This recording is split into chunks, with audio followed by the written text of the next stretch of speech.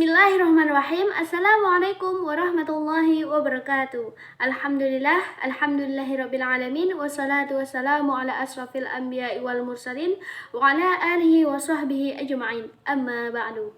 Pertama-tama marilah kita panjatkan puji syukur kehadirat Allah Subhanahu wa taala yang dimana telah memberikan kita nikmat dan kesehatan kepada kita semua. Dan tidak lupa pula kita berikan hadiah kepada Nabi besar Muhammad sallallahu alaihi wasallam. Allahumma sholli ala sayyidina Muhammad.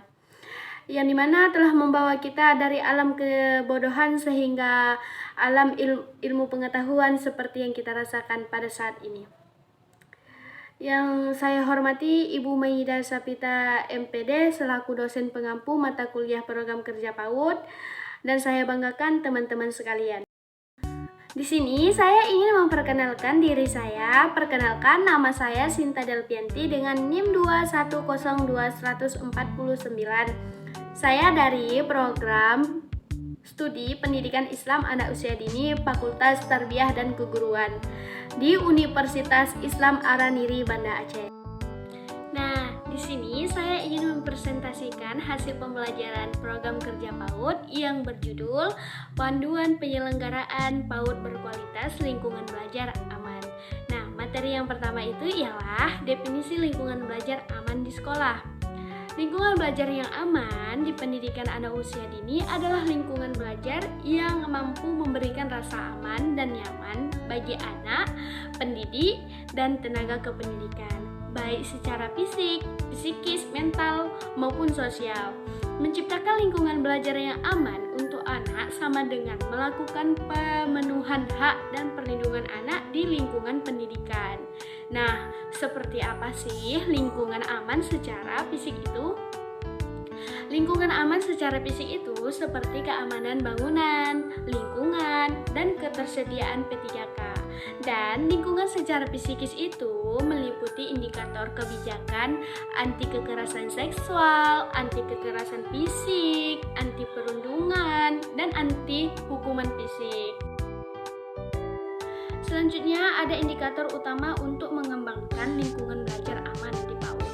Yang pertama, keamanan bangunan. Keamanan bangunan PAUD perlu memenuhi persyaratan keselamatan, kesehatan, dan kenyamanan, serta penataan lingkungan belajar bermain dan tata ruang yang aman dan mudah dipantau oleh pendidik ataupun tenaga kependidikan. Bangunan yang memenuhi syarat keselamatan adalah bangunan yang memiliki konstruksi yang kukuh, stabil, dan tahan gempa. Hal ini dapat melindungi warga sekolah ketika bencana terjadi di sekolah. Yang kedua ialah keamanan lingkungan. Keamanan lingkungan merupakan salah satu faktor krusial dalam kegiatan pembelajaran. Dengan adanya jaminan rasa aman, maka warga satuan PAUD dapat menjalankan aktivitasnya secara nyaman tanpa merasa takut ataupun khawatir.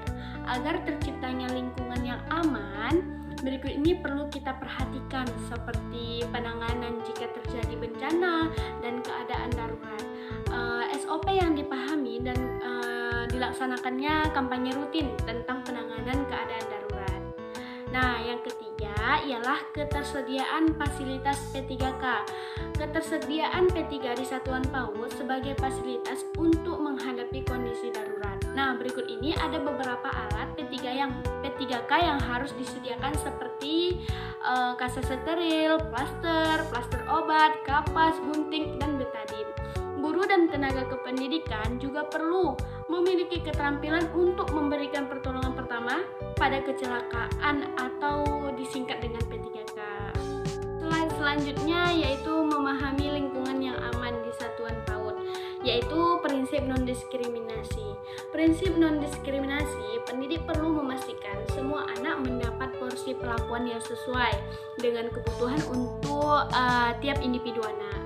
Perlakuan non-diskriminasi bukan berarti memberikan perlakuan yang sama persis untuk semua atau sama rata sama rasa, karena seringkali perlakuan sama rata sama rasa tersebut justru secara tidak langsung mendiskriminasi anak-anak tertentu.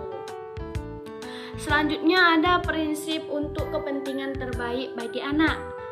Nah, guru perlu memastikan setiap keputusan yang melibatkan anak perlu dibuat berdasarkan pertimbangan untuk kepentingan terbaik anak, bukan yang lain. Misalnya, jika akan mengikuti perlombaan sekolah dengan sekolah lain, keputusan untuk mengikuti perlombaan tersebut bukan untuk mendongkrak nama baik sekolah, bukan juga untuk mempromosikan sekolah, bukan juga untuk kebanggaan orang tua, melainkan untuk kebaikan anak.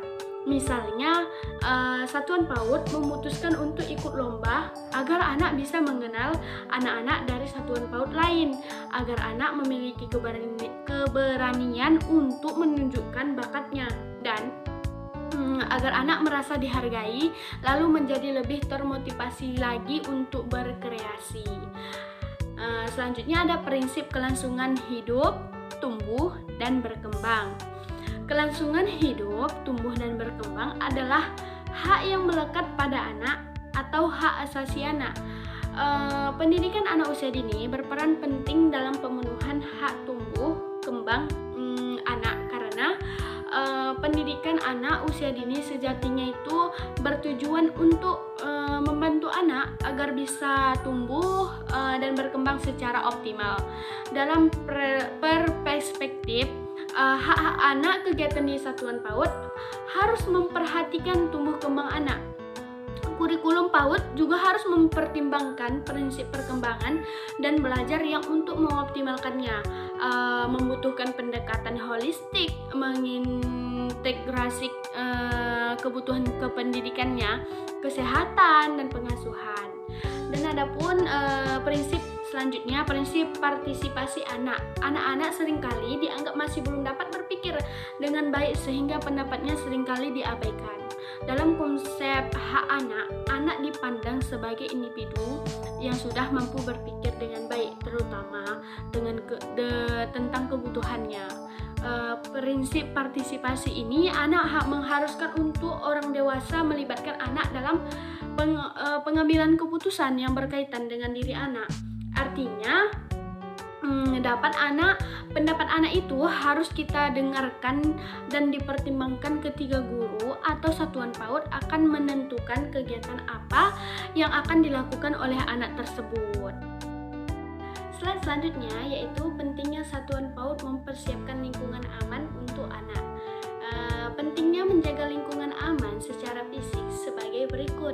Nah, dengan menjaga lingkungan aman, guru dapat memberikan anak-anak bermain dengan nyaman dan leluasa, dan menghindari adanya kecelakaan atau cedera pada anak.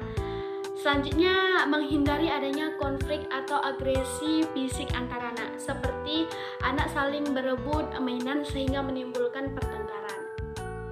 Selanjutnya, ada memudahkan guru dan kepala sekolah untuk mengawasi anak ketika bermain ataupun belajar. Selanjutnya, menciptakan lingkungan aman untuk anak dapat mengondisikan pembelajaran dengan lebih lancar dan baik. Dan yang terakhir, dapat melakukan prosedur keselamatan dengan tepat apabila terjadi kondisi darurat seperti bencana alam, kebakaran, dan kecelakaan. Slide selanjutnya ialah pentingnya menjaga lingkungan aman secara psikis, mental, dan sosial terhadap anak-anak usia dini. Nah, kita sebagai guru dapat menjaga dan melindungi anak dari kasus perundungan, baik perundungan secara fisik maupun verbal. Selanjutnya, kita dapat menjaga dan melindungi anak dari kekerasan seksual yang terjadi di dalam lingkungan sekolah maupun lingkungan di rumah ataupun lingkungan sekitar anak-anak. Selanjutnya, kita dapat melakukan tindakan pencegahan terhadap tindakan-tindakan yang menyebabkan ancaman terhadap kekerasan fisik, kekerasan perundungan, kekerasan seksual pada anak-anak usia dini. Selanjutnya, kita dapat melakukan tindakan secara cepat dan tepat tentang prosedur penanganan ketika terjadinya kasus kekerasan fisik, perundungan, dan kekerasan seksual pada anak usia dini. Selanjutnya, kita sebagai orang tua atau guru, kita dapat melatih anak untuk menjaga keamanan dirinya dari orang lain agar terhindar dari kasus kekerasan fisik, kekerasan seksual atau perundungan pada anak. Selanjutnya, guru ataupun orang tua kita dapat memberikan contoh atau model-model pengaruh baik atau positif kepada anak sehingga terbentuk karakter kepribadian yang baik pada anak. Slide terakhir yaitu strategi menciptakan lingkungan aman dan nyaman secara fisik dan psikis. Nah, berikut ada beberapa langkah yang dapat dilakukan satuan PAUD untuk menciptakan lingkungan fisik dan psikis yang aman dan nyaman dengan tidak mengeluarkan banyak dana. Nah, yang pertama yaitu identifikasi kekuatan atau kelebihan yang ada di lingkungan sekitar PAUD. Yang dimana kita mencari lokasi PAUD yang dekat dengan kantor pemadam kebakaran, kepolisian, puskesmas, dinas pendidikan, atau perusahaan besar lainnya. Dapat dijadikan peluang untuk membantu satuan PAUD menciptakan lingkungan aman dan nyaman. Selanjutnya ada membangun budaya saling bekerja sama antar pendidik di lingkungan satuan sehingga kita dapat bersama-sama mewujudkan lingkungan yang aman dan nyaman. Selanjutnya, keterlibatan orang tua dalam menciptakan dan memelihara lingkungan belajar yang aman dan nyaman sesuai dengan karakteristik masyarakat setempat.